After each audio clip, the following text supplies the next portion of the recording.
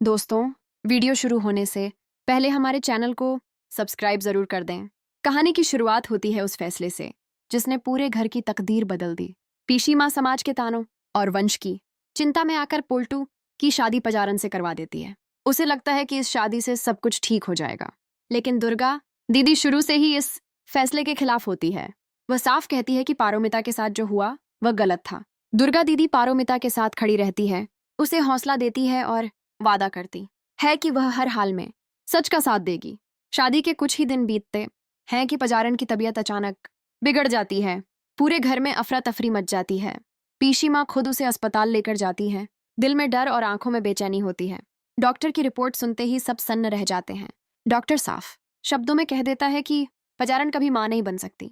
ये सुनते ही पोल्टू फूट फूट कर रोने लगता है। पीशी माँ की आंखों से भी आंसू बहने लगते हैं और उसे एहसास होता है कि उसने जल्दबाजी में बहुत बड़ी गलती कर दी। अस्पताल से लौटने के बाद घर में मातम सा छा जाता है। वही पीशी माँ जो कभी पारोमिता को घर से निकालने की बात कर रही थी, अब उसकी याद में तड़पने लगती है।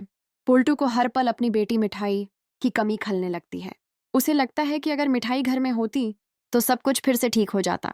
अपनी टूटती उम्मीदों के साथ पोल्टू और पीशी माँ एक बार फिर पारोमिता के दरवाजे पर पहुंचते हैं। दिल में शर्म भी होती है और मजबूरी भी। दरवाजा खुलते ही पारोमिता का बदला हुआ रूप सामने आता है। अब वह कमजोर नहीं बल्कि मजबूत और आत्मसम्मान से भरी हुई है।